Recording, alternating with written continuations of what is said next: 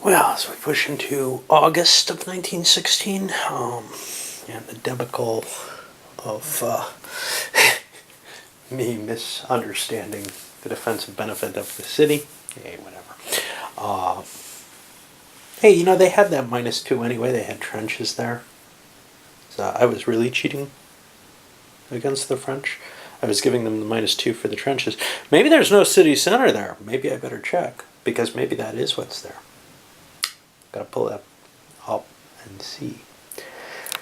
Yeah, there is a city center, which means, what is the rule on that? It's really weird. Like, I'm not sure I've ever understood it. I don't know how to even find it, but it's something like, if you have a city and a certain number of urban hex sides, you can declare an urban defense no matter what, or something along those lines. I don't even remember it well. I'll have to look it up. Well, for the Allies, the English are at a point where they absolutely have to take some losses, so they launched an attack. It didn't go terribly well. They took 12 in exchange for 10. But that's what happens when you're facing the strong point, a strong line, is you just can't break through that shit. And this is, this wasn't a terrible die roll combination. It's just the Germans have managed to buffer this line up, or buff this line up, so that it is tough to get a good strike on it. These areas where there are 3 hexes able to hit the line, well, they're just not, they're not at all weak, and so we went with a 2 hex location, which was a little weaker, thinking it'll take less damage back, but it didn't work out at all well. The French don't want to launch an attack yet, but they are kind of beginning to shift their artillery back here again into position to maybe make a strike on this. Now, this is an incredibly strong position. They could conceivably go after this or this as well. It's just a matter of putting all the stress in one place on the German line. But the Germans have a very easy way of reacting to that. The only thing they can't really do is make the shift across this line. Because of the fall of Luxembourg, they no longer have a rail net that allows them to connect these two sides of the army very well. So there's always I can annoyingly shift a unit all the way down the line. That can cause some disruption, but mainly the reason I don't do it is because it's so fucking annoying. Anyway, might have to. It's certainly been an issue with the artillery, shifting the German artillery back. The Germans were thinking about an offensive over here in the south, but if they're going to be forced, if the Brits are going to have to do what they actually do have to do, which is kill off a bunch of British by launching offensive after offensive after offensive, it's going to be probably enough to keep the German numbers on supply fairly low. I haven't done an adding. I really hate adding and counting everything in these large numbers. That's something, that when you're adding up firepower values in something like Empires and Arms, it's pretty easy because you got these big counters. I got 20 here, 20 here. You got them stacked in numbers that are easy to deal with. Here, you got these big stacks you got to paw through overall. You have to deal with the counting there. Constantly I'm running totals to see, will I die, will I lose the game if I make it to the end of this month, if I don't do something. And part of that is, even if I allow a certain amount of fudging, but even with that, if I go over at the end of the month because of an extreme error, well, it could be large enough that I have to just launch attacks all along the front and spend so much supply there that they would be terrible attacks. The great English assault on this hex is continuing. Massive amounts of firepower, 113 points firing in there on 2 hexes. That's pretty impressive. I pulled some French artillery and I'm bringing more in, but here's the problem. The British supply expenditures have pretty much outstretched their capacity and what they had built up. They need to attack, though. I may be making half-strength attacks without supply, and historically the British did make assaults without artillery support at certain points, and I think this is forcing that kind of situation. Talk about an unpleasant play to have to make. If I had supplies, I would be able to do a lot of damage here. Just the Germans are having trouble shifting stuff in. Now, I look around and I find other areas where there are a lot of troops kind of kicking around that aren't in any danger, and I could pull some of those big units out and strengthen the British line. But I think the British can't really afford. They can maybe do one more attack, max. They've got, what, 8, 13, 19, 21 points. That's about what they're spending each turn attacking. Now, I don't know where they're going to burn their reinforcements, their replacement points, if they don't join in an attack. I can't use French supplies for this. That's disallowed. The Belgians can be resupplied by the French, but the Brits cannot, as far as I can see. I tried to look for that. I found the one, so I assume the other one would be there if it was. But yeah, this is pretty much a real problem, because if the Brits have to attack at half strength, boy, are they going to be in trouble. They're already still losing, more in the attacks, even at full strength. So I may just say, well, the hell with some of my replacement points, because it's not worth taking that kind of losses to my demoralization.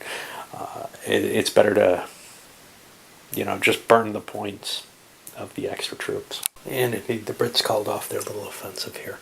The French pulled back into Paris, help defend it in case the Germans decide to be cute and try to do some kind of bombardment against a hex side like this. It's still going to be troublesome, but if there's no artillery to respond, it's worth burning supply points to kill things. That's generally a good idea. I've been looking along the front here, trying to dig up fortresses that I can bombard, but the French are trying to put their artillery on those forts, and they could quickly replace them, so it's kind of like, I'll tell you what, you ignore my forts and as much as you can, and it'll save us both some effort, right?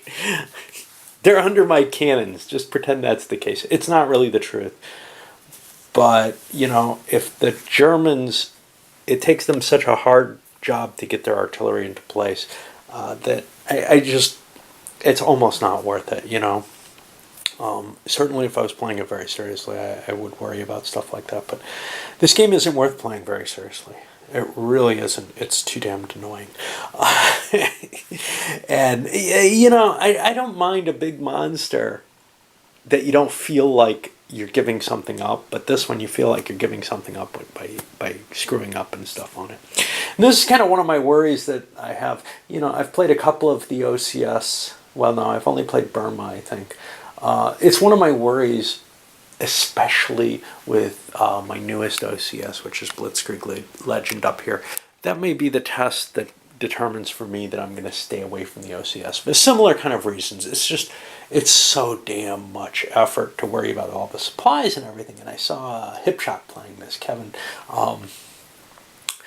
And I was just thinking, my God, you're thrown in right from the beginning with so much stuff that I don't think I'm ready to move from Burma right to Blitzkrieg Legend. It looked too big. I think I'm more tempted to look at Tunisia or maybe Dak, which are definitely more scenarios to my liking. But I wanted to grab Blitzkrieg Legend because it's more interesting to me than the East Front stuff, and I have some of that anyway. All right, well, on with this. And the French launch a massive assault here. Only 92 strength points. A lot of counters in there, a lot of shifting. It was kind of a surprise for the Germans. Although it was obvious the French were going to do something over here. It looked like maybe they were going to shift to here because the Germans had some problems with their Alpine, their mountain units. Ended up being withdrawn on me, and they were holding this pass over here, so I had to shift things around a little bit. It looked like it was maybe that motion was causing things, and I thought maybe a hit in the mountains. Well, the weak spot was Luneville, and the Germans got hit there down to 1 strength point. but the French rolled a 6. So there was no possibility of them breaking through. And I didn't intend it, but they did 15 points of damage to 9, which is a good trade-off. Kind of the best you can do. They burnt some supply. And really what they're looking at is the German lines are weakening through withdrawals, the withdrawal of the Alpine units. They had a guards unit withdrawn this last turn. Just, it's getting stretched thinner and thinner to the point where some of these opportunities are coming up. Even if you can't get the breakthrough, at least you can do some damage and advance into these areas, the plain here towards the Sauerbach. And that's all very, very, enticing. Anyway, that's the end of this month, August. Well, son of a bitch. So I was looking for the tank rules, which are not in the standard rules for the system, even though you'd think tanks actually were used other than just in the French front. Certainly the Italian front, there was significant use of tanks, which means they have to be added into that rule. One might assume maybe they're handled differently there. And I ran into something that I had forgotten about. The gas rules. Okay, great. How does gas work? Well, I had remembered this line, gas counters are received as reinforcements only in the campaign game, and had been waiting for gas to show up, and kind of forgot about it. What I never did after reading that, assuming they would be in the manifest, was read the rest of the gas rules. I figured it would say you get a gas rule here. Well, starting with the first monthly turn of the game, September 1914, each player rolls 2 dice to determine if gas is received. On a 2 or 12, the German player gets one. On a 2, the Entente gets one. Okay, so the chances are low, and probability is that I would not have gotten an effective gas attack counter. But I've been ignoring it. So whatever. Next year I'll start rolling for gas, I guess. I gotta look up what the tank rules do. But I don't think they're terribly valuable yet. So instead of the historical testing out tanks in quantities so as to be able to understand their weaknesses, I think this game more or less says, well, they'll improve, just leave them alone. Don't use them at this point. Because chances are when you move them, they're going to break down, for example. I'll look for the rest of it, but yeah, it looks, I believe they just help an attack, and they help the opportunity to push a retreat out. So there may be enough value to actually throw them in early. I'm looking at the possibility of an English attack. I'm definitely going to be doing a French attack, which oddly enough has shifted down to here. This I don't really consider to be a major kind of shift of the sector, the way I've generally done, where I'm flashing between one section of the front and another for my offensives, just because one section gets weakened. Here it's more of a lateral shift of the offensive, one that's kind of believable, although the Allies tended to do this a lot less than the Germans. I feel like the game allows enough flexibility for the Germans to shift their attack anywhere along the front where they have rails linking. Luxembourg now being broken prevents them from shifting from this southern area to the northern area, but the Allies are still fairly able to conglomerate enough troops. These aren't high-quality troops. I don't have the best attack possible, but this is a very weak spot. Of course, there's also the -3 due to the terrain. It goes all the way up to -4. The trenches can't take it beyond that. But there's such a weak unit there, I'm hoping to get lucky and bust it out of there. Well, in terms of ground gained, this has been a real breakthrough turn. The English struck this space, weak space for the Germans, twice. Boom, boom. They can do that because they can do the mobile attack once, and then they're allowed to attack again with the same units. They had a big stack there. They couldn't knock it out with one hit. This is often, I think, the way to do things. Start an attack with a single mobile attack and then hit it with a combined attack.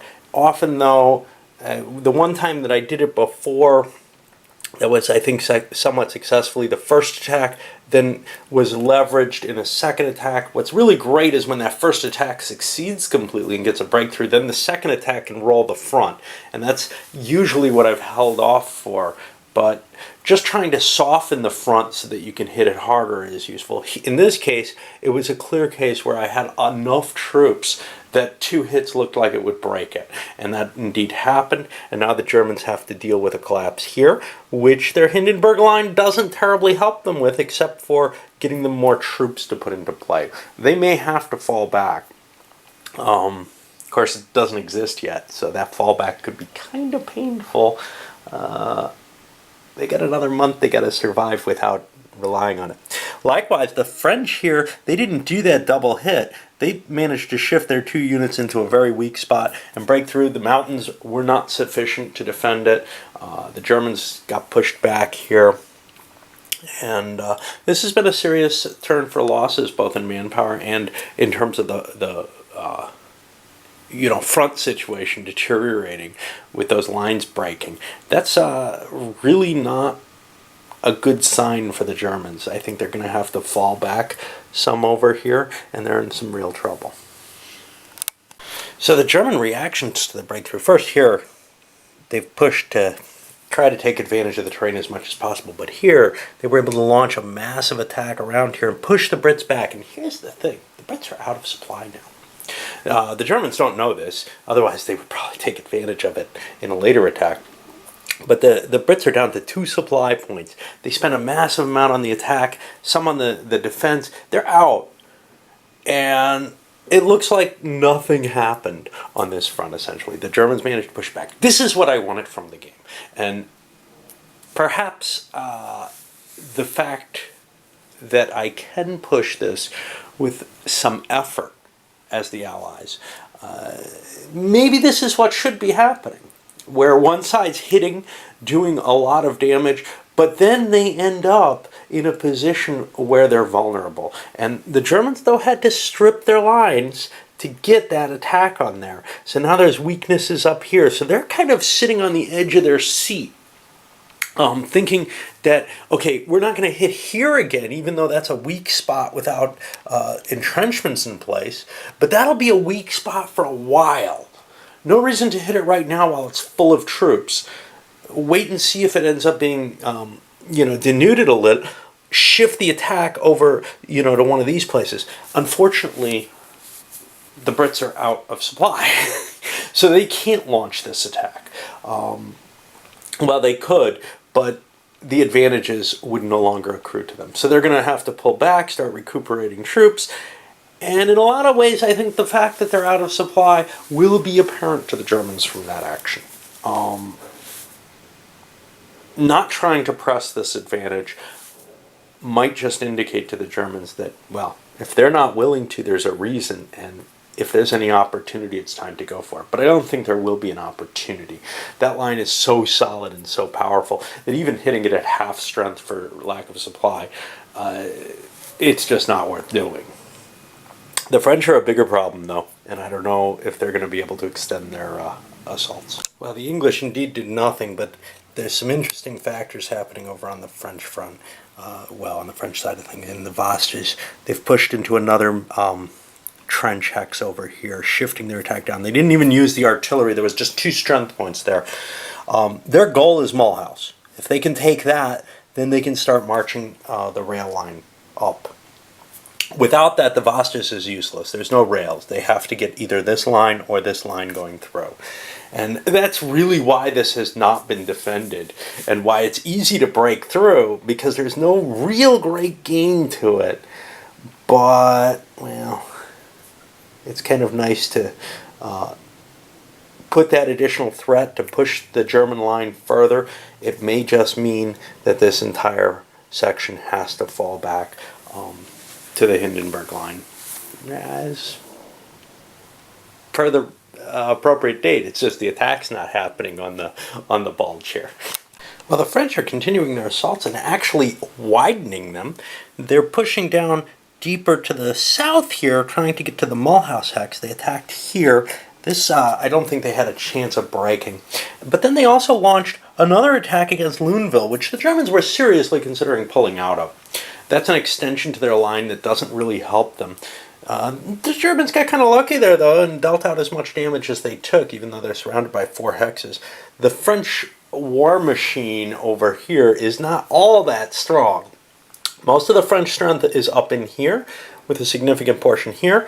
They're just beginning to push into this direction. And so, you know, this is kind of a clash of two smaller smaller sector of the front in terms of the forces that both sides bring to play. I've got to still handle my replacement points with the Brits. So the Germans give up the Luneville space. They can't keep holding that. The dual attack last turn made that clear, and they've moved to a much smoother line. Obviously, they can't fall back to the Hindenburg line yet. Whether or not they will, I'm not sure. But that would free up more troops. But how much advantage is there to a situation like this? This was really more the surprise attack. The French were able to get enough force into play in that one point to dislodge things. Luneville, Germans could keep committing to it, but it isn't terribly valuable except as a staging point to make attacks against French territory, which the Germans feel like they're on the defensive at this point. And the French continue trying to punch a hole up here, and they drive it within 1. I don't think they had a real chance of breaking the line again. There were a lot of questions. Focusing all their strength there allowed them to kind of balance things out, so it wasn't too unreasonable here. I was also considering an attack here to try to take the Mulhouse. That was difficult. The possibility of an attack here, just anywhere on that front, this seemed like the best option. And again, it's going to force the Germans to shake up their line and continually push more units in. The French are getting a slight advantage in terms of casualties. It was 5-4. That's it's often to the advantage to attack in this because you get more force against the opponent.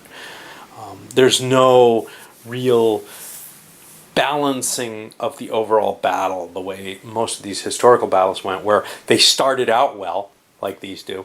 But then, yeah, if the defender starts throwing more troops in, it becomes not worth continuing the fight. And in the game, you can stop.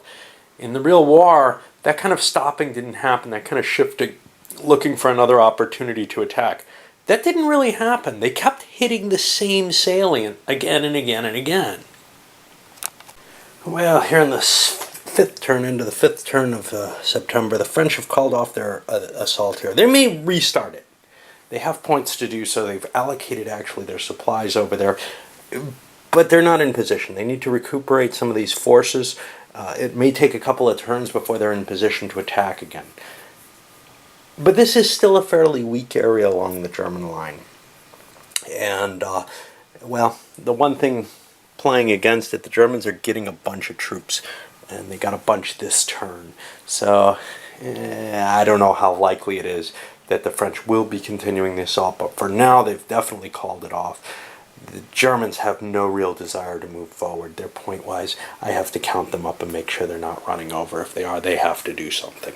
So yeah, the time may be passing for this offensive. The French are still collecting up for it, still trying to recuperate their troops, see if they can get another punch through, maybe a winter attack or something. But, you know, the Germans see that. They've been thickening their line. It does bring one interesting thing to point out. This little unit here, that's a Russian unit. One of the few, I don't know a lot about many of the units, but that was one of the few things the Kerensky government sent it over to the West as kind of a sign of solidarity and being able to show that Russia is still doing strong and well. And then the revolution happens, and they were stuck over on the West Front and continued fighting for a while, actually. I don't remember how they're eventually disposed, but I think they did get eventually sent back to Russia. And the French indeed open up the attack again here after a few days break. And, you know, not planning on breaking it. This is some of the worst terrain on the board. -4, +4. Decent-sized German unit, an 8 unit. They're not going to push it out of the way. But they're just hitting them because the return fire isn't that terrible. The modifier for the terrain doesn't compare to facing larger strengths. It's not possible that they could knock the unit out. They got the highest roll they could, did 6 points of losses. It ends up being 7 because of the size of the unit. But they're really just trying to, continue striking and continue striking. If they pull the Germans out of off of the northern area, well, then the English, who have to strike anyway soon, they're really struggling in terms of trying to, they've got all these replacement points they don't have anything to do with. Anyway, they don't have the supplies to do it, so the French are keeping up the pressure. The English will hit with a second blow later, although this line has not weakened yet. All right, up it goes.